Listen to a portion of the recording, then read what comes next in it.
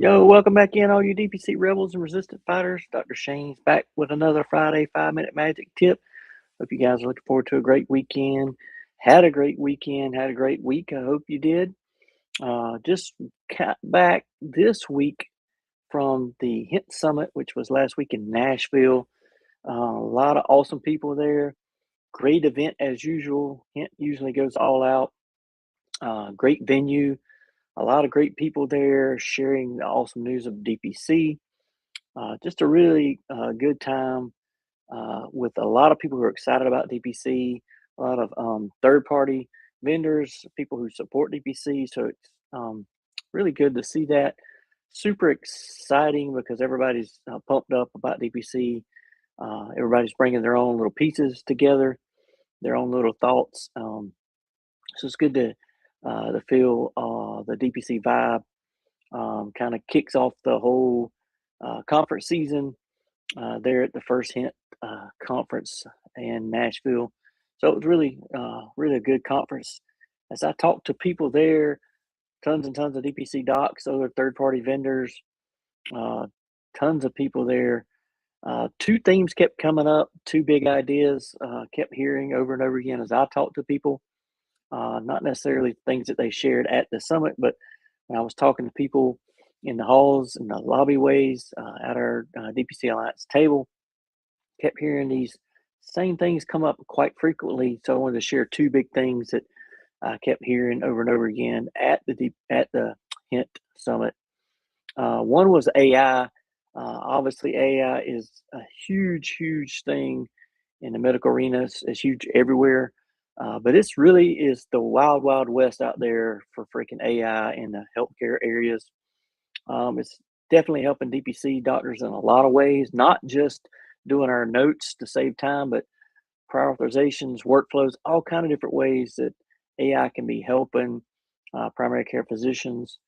Um, I talked to one guy who was saying there's a lot of docs who are getting together and doing coding workshops using AI to write code to actually help their EMR systems with certain workflows, building actually their own mini EMR systems using AI robots and coding.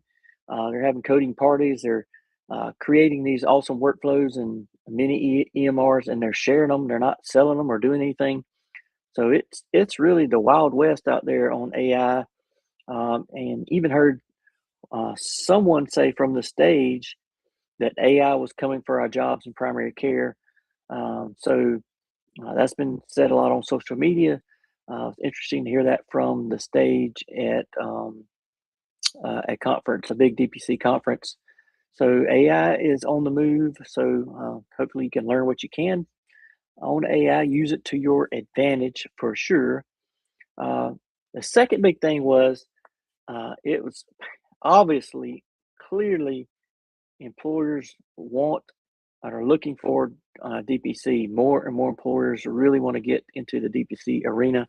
They want direct primary care. They want direct contracting. So there's no way to deny it. Every more and more people we talked with at the Hint Summit said, "Hey, employers are looking for it, and more vendors are trying to connect employers with DPC, connect DPC with employers, um, trying to make it easy in many different ways."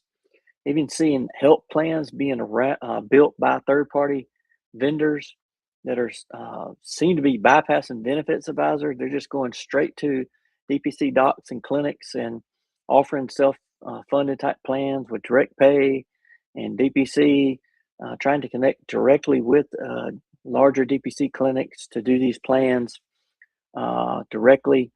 I've seen one of those was a TPA. I've seen insurance. Some of the smaller insurance plans are doing this. Just doing this direct to DPC clinics and employers, which is very interesting. Almost selling these plans to DPC clinics and DPC docs to try to have them available for employers in their areas. Not necessarily the DPC docs would be actually do the selling, but they're being brought to DPC clinics as options to connect with employers. So it's very interesting, almost like the Wild West with these self-funded plans as well. Um, Seems to me, in talking to some of these folks, many of these plans are bypassing benefits advisors.